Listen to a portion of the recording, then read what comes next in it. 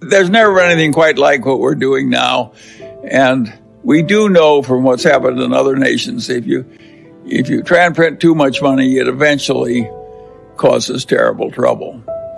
And we are closer to terrible trouble than we've been in the past, but it may still be a long way off. I certainly hope so.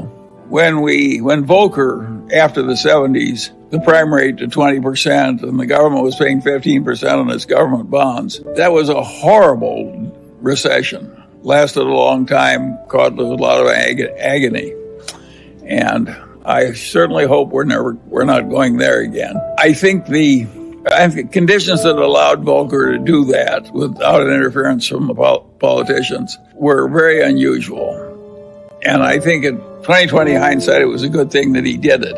I would not predict that our modern politicians will be as willing to permit a new Volcker to get that tough with the economy and bring on that kind of a recession. So I think the new troubles are likely to be different from the old troubles. You may wish you had a Volcker-style recession instead of what you're going to get.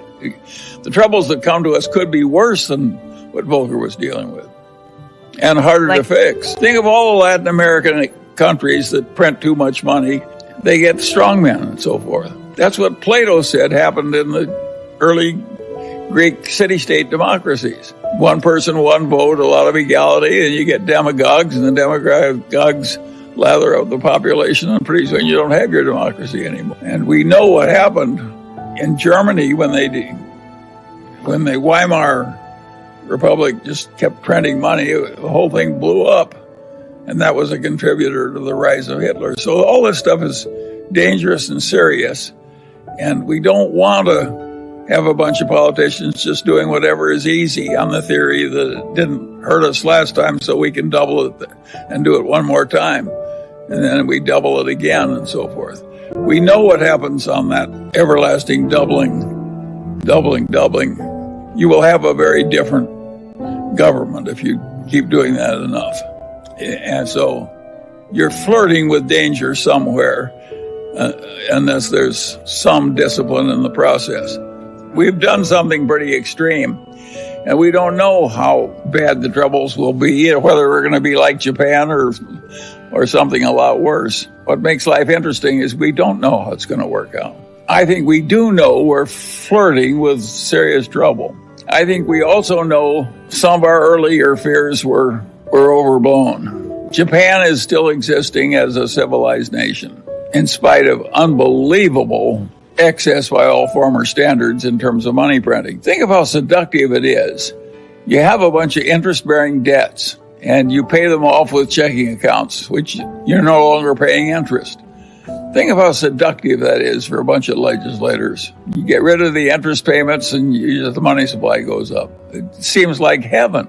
And, of course, when things get that seductive, they're likely to be overused. Because all those problems are real, and because it's so tempting to get rid of your debt by just giving a guy a non-interest-bearing checking account where you used to have to pay him interest every month, not only do we have a serious problem, but the solution to it that is the easiest for the politicians and for the Federal Reserve, too, for that matter, is just to print more money and solve the temporary problems that way.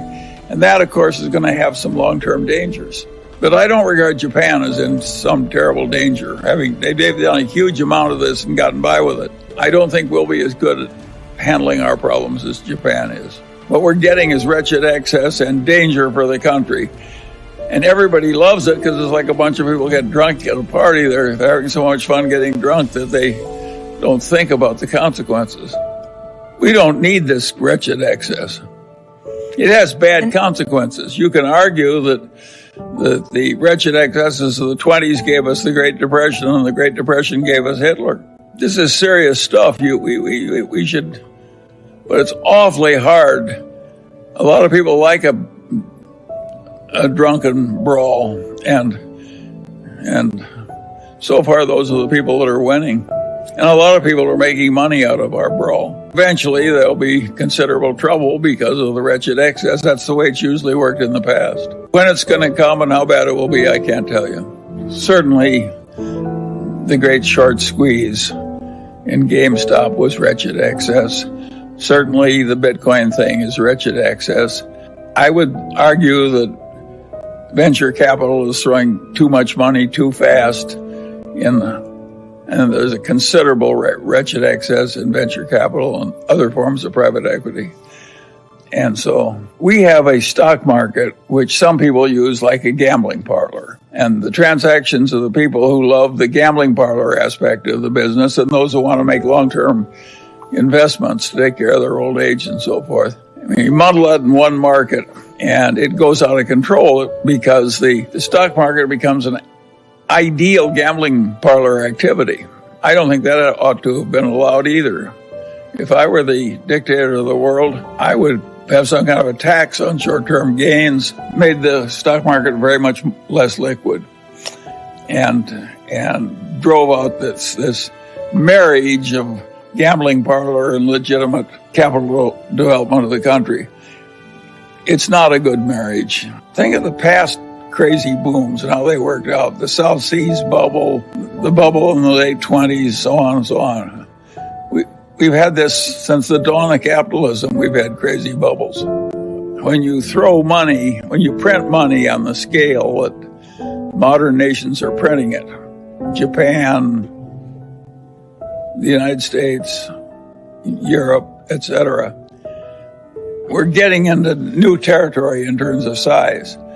The Japanese bought back not only a lot of their own debt, but a lot of their common stocks. So the Federal Reserve System, you can't imagine how much money printing Japan has done. They haven't had all that much inflation, and it's still a very admirable civilization. Now they've had 25 years of stasis, with living standards not improving very much. I don't think that came from their macroeconomic policies. I think that came from the rise of tough competition for their export powerhouse from China and Korea. I think it's encouraging that Japan can print as much money as it has and remain as civilized and calm and admirable as it has. And so I hope to God the United States has similar happy outcome. But I think the Japanese are better adapted for stasis than we are. I think it's a duty-filled, civilized bunch of people.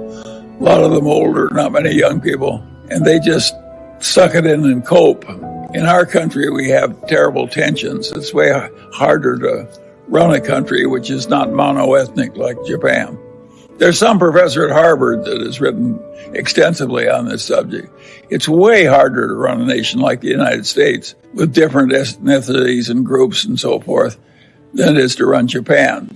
Japan is basically sort of a monoethnic civilization, which is proud of its ethnicity, and of course they can cope with troubles better than some other people can.